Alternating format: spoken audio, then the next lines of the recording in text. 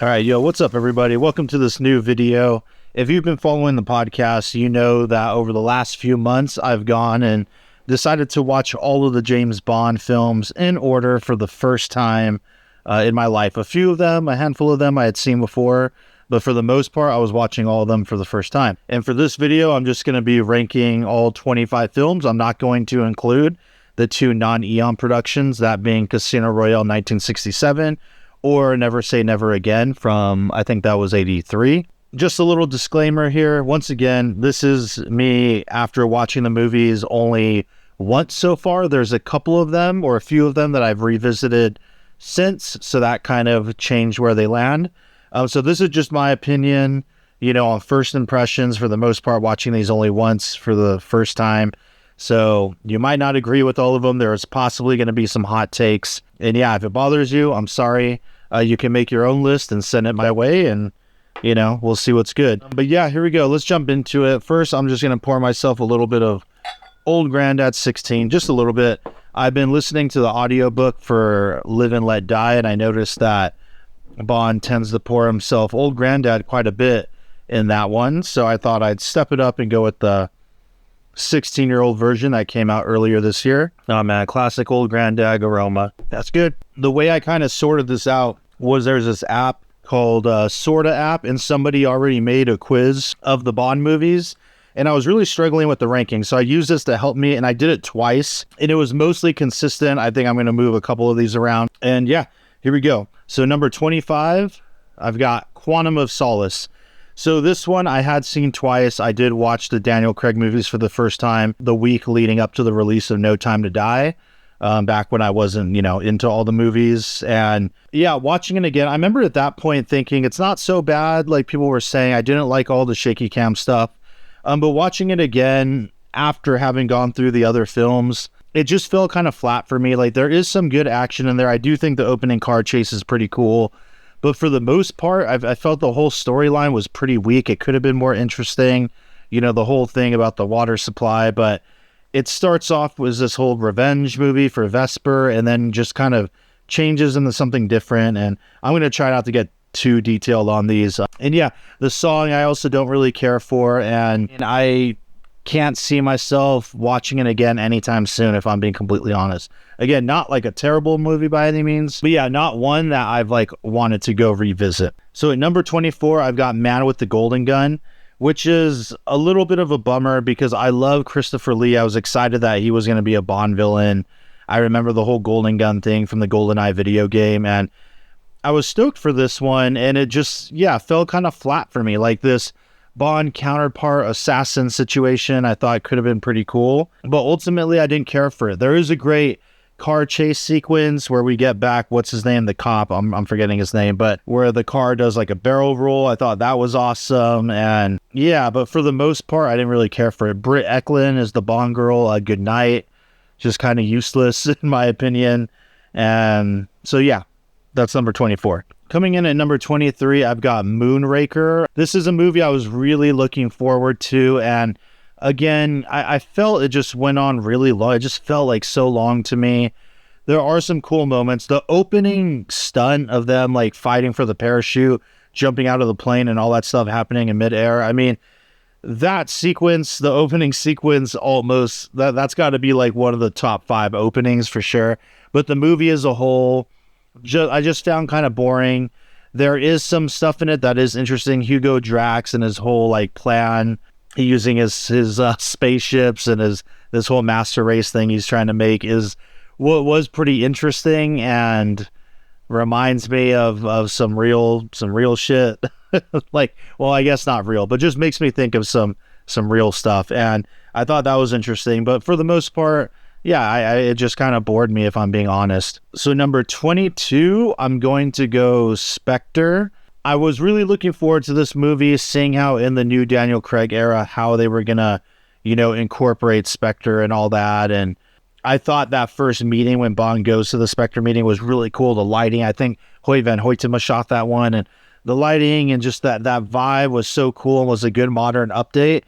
But the rest of the movie, I just didn't really care for. It's another one that I can't see myself watching again. I watched that scene again, but the rest of it, didn't really land for me. The train fight with Dave Bautista was good, but other than that, the ending I just thought was really silly. Bond just taking out this whole entire base, and then all the other kind of side plot stuff with M and MI6 and that other guy. Yeah, I don't know. I think after watching all the older films, I was expecting it to be handled in a maybe different way or a better way, and it just didn't really work for me. So number 21, I'm going to go For Your Eyes Only. Now, this is one that I really need to watch again pretty soon. I did kind of like that it went back to that more grounded, darker tone. I forget if it was after Moonraker or right before, but I think it was after Moonraker. And I did like that. And I do like, I'm forgetting her name, but the Bond girl in that movie who's on this kind of revenge quest.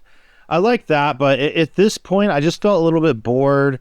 Just, all right, we're skiing. We got ski chases again and this and that. The villain was kind of boring. The twist I thought was good, and I like the Columbo character, and I will say when he's got to climb the ropes up that whole rock face was kind of neat.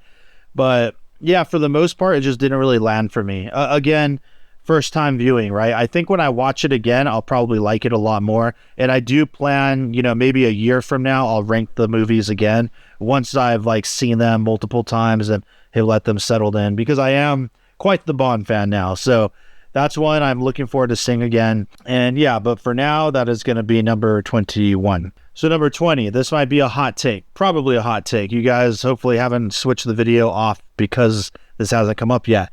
Die Another Day, the last of the Pierce Brosnan films. This was from 2001 or 2002.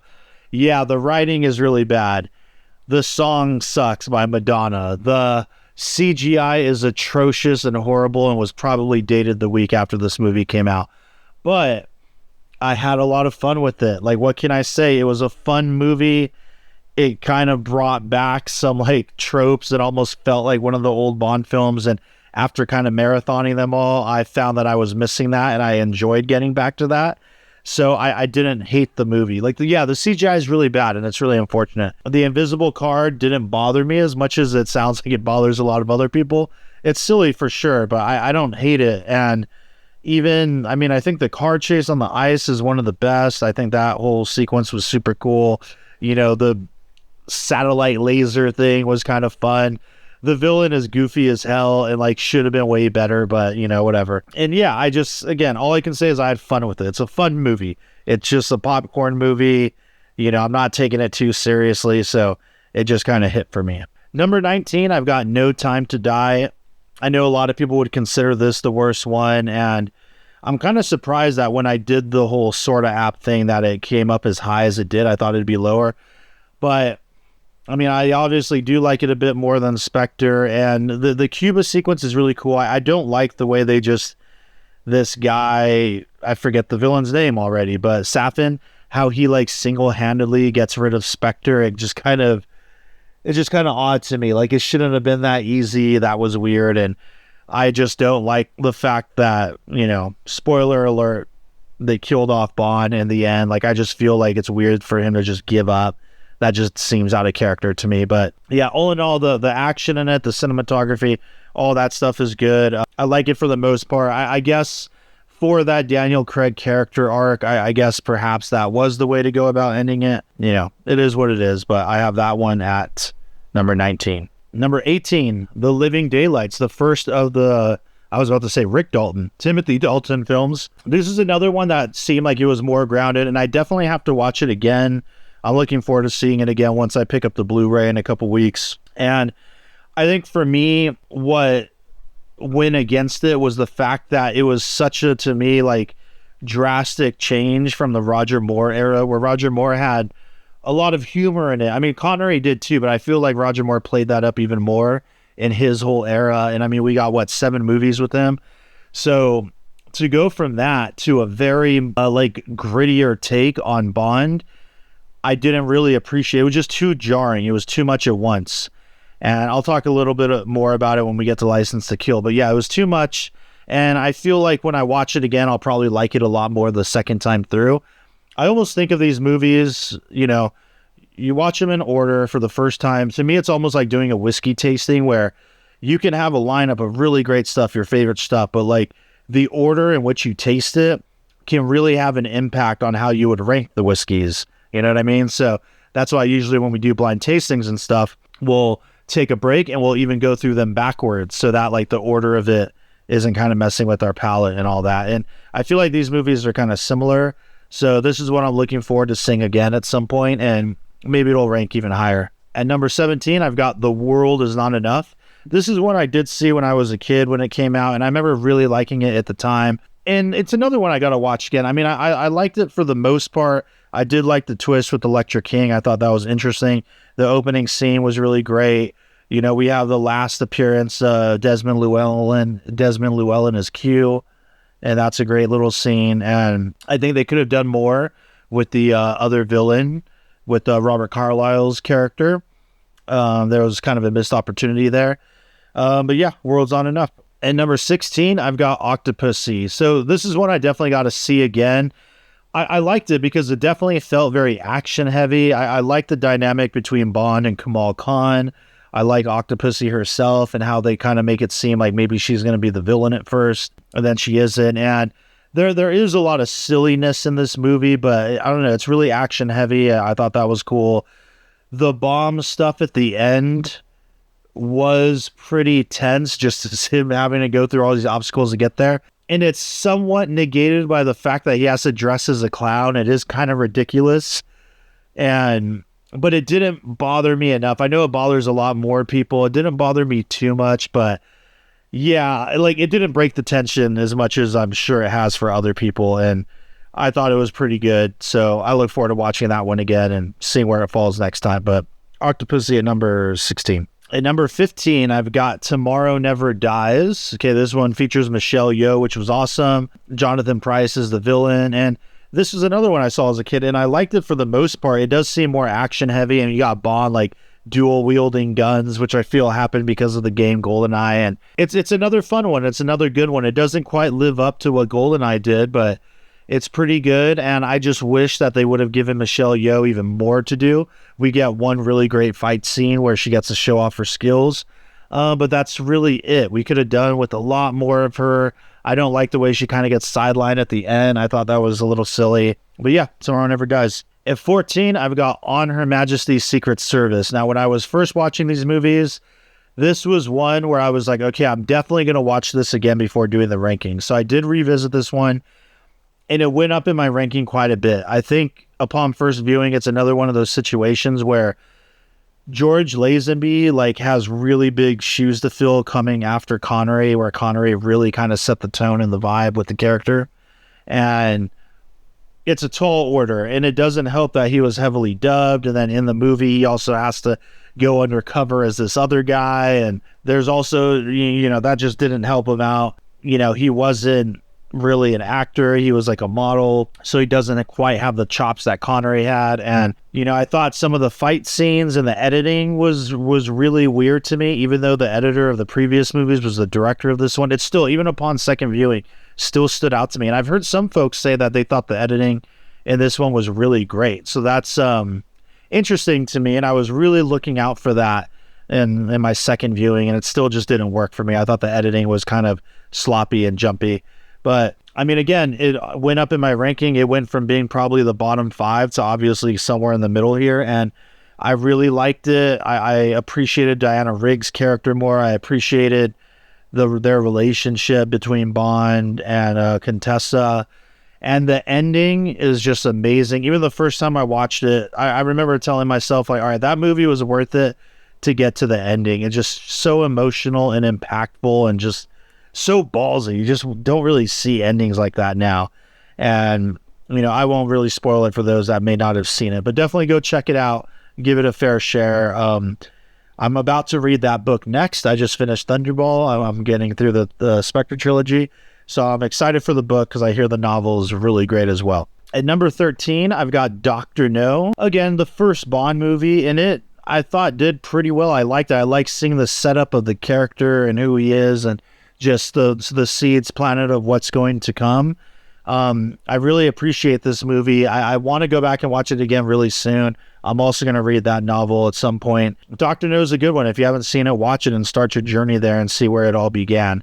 I think it's pretty cool. Obviously, there's, you know, some little issues in there, but for the most part, good movie. Now, number 12, I'm going to go Diamonds Are Forever. I thought this one was going to rank a little bit higher, and I know a lot of people hate this movie, but I really liked it. I've only seen it the one time. I really enjoyed it. I don't know what it was. Maybe it was just the fact that Connery's back. I love the opening scene with the whole kind of revenge plot of him going after Blofeld, even though they just kind of sidelined that whole story afterwards. It's really a bummer. It would have been interesting to see how things would have turned out had Connery done On Her Majesty's, and if he stuck around to this, if that would have made the filmmakers, make different choices with that character arc. But whatever, I digress. I mean, I really like this one. I think Tiffany Case is fun. I forget the actor's name, but the guy who plays Blofeld, I thought he's all right. He's no Donald Pleasance or Telly Savalas, but I thought he was okay. Kind of goes out like a punk, but I like seeing like 1971 Vegas. I thought that was cool. And yeah, Diamonds Are Forever. I love the music too. It's one of my favorite of the Bond songs. So yeah. Next, I'm going to go with Skyfall. Clearly one of the best of the Daniel Craig era. Beautiful cinematography by Roger Deakins. Interesting storyline between him and M. And this is where I feel they brought out more of the Bond moments, like the music, and we finally meet Q and Moneypenny, and we get to Aston Martin again. And so that kind of, made me happy when I was watching these movies again. And again, one of the best songs, one of the best villains too.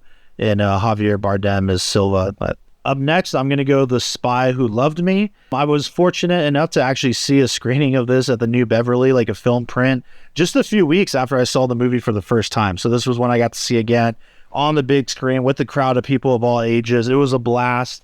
That opening ski jump is just so great. The introduction of Agent Triple X is great. You have Jaws. I love the dynamic of Triple X and 007. And I have my issues with the way it kind of ends. I thought they undercut what could have been some really good tension.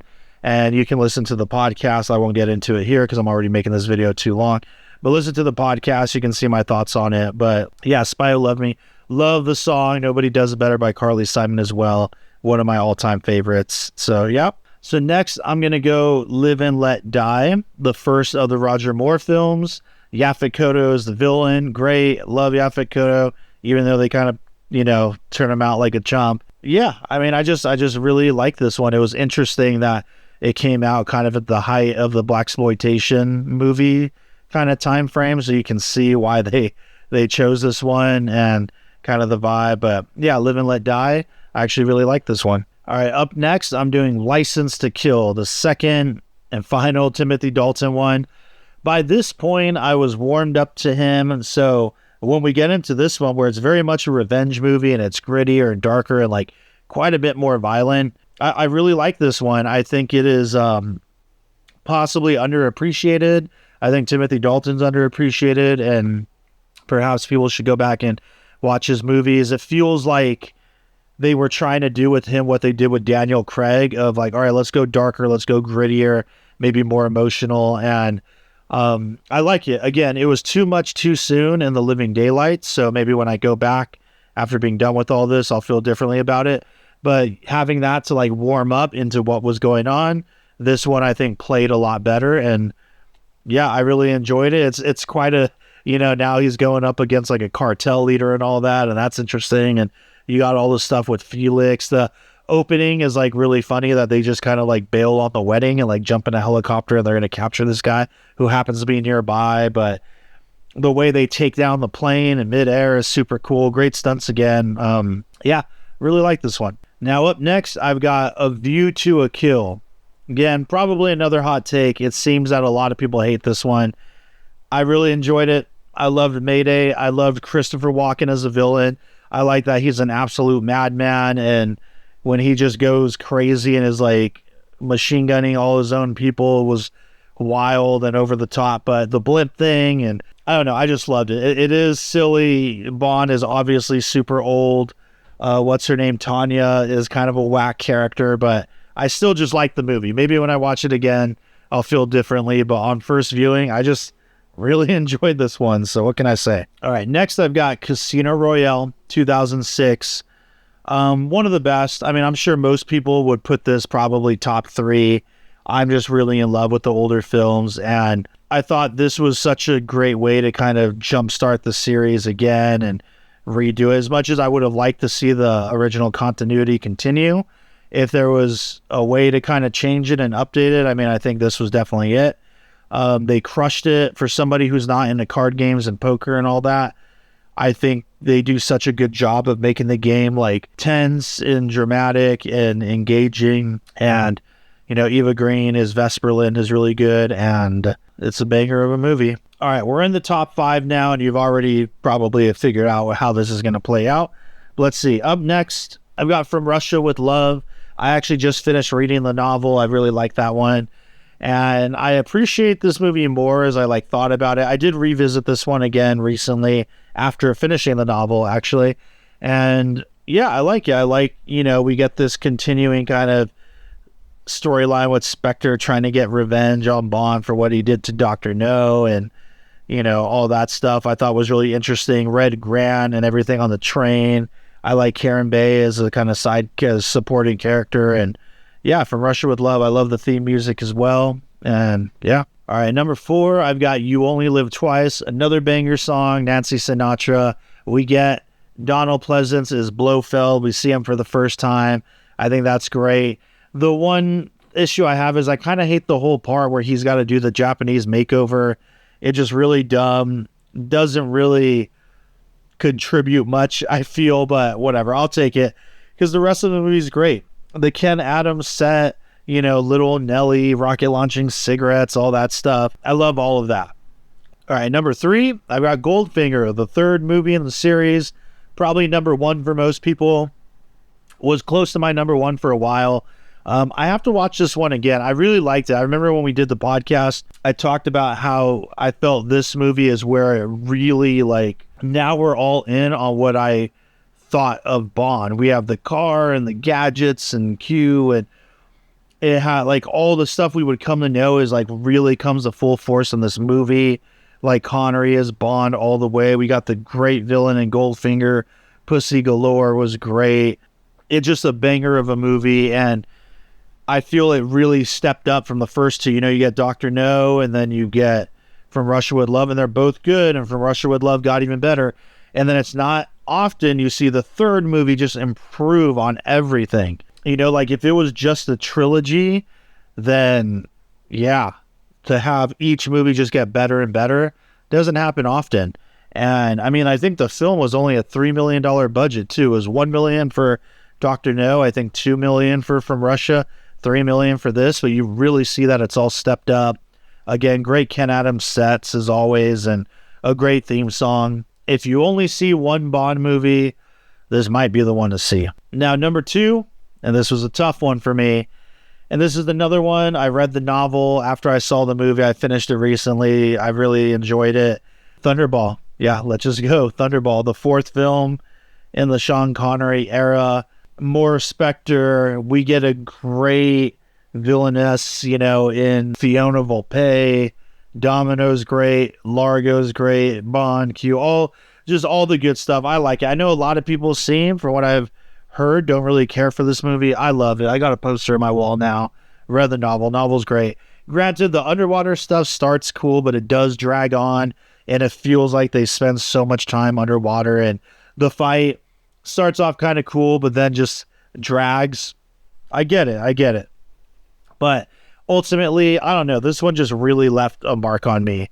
And I'm probably going to cover this one on the podcast again for its, it's 60th anniversary or something. I got to double check that, but I am going to cover it on the podcast again a few months from now. So we'll see if it still holds up. And at number 1, I had to do it. GoldenEye.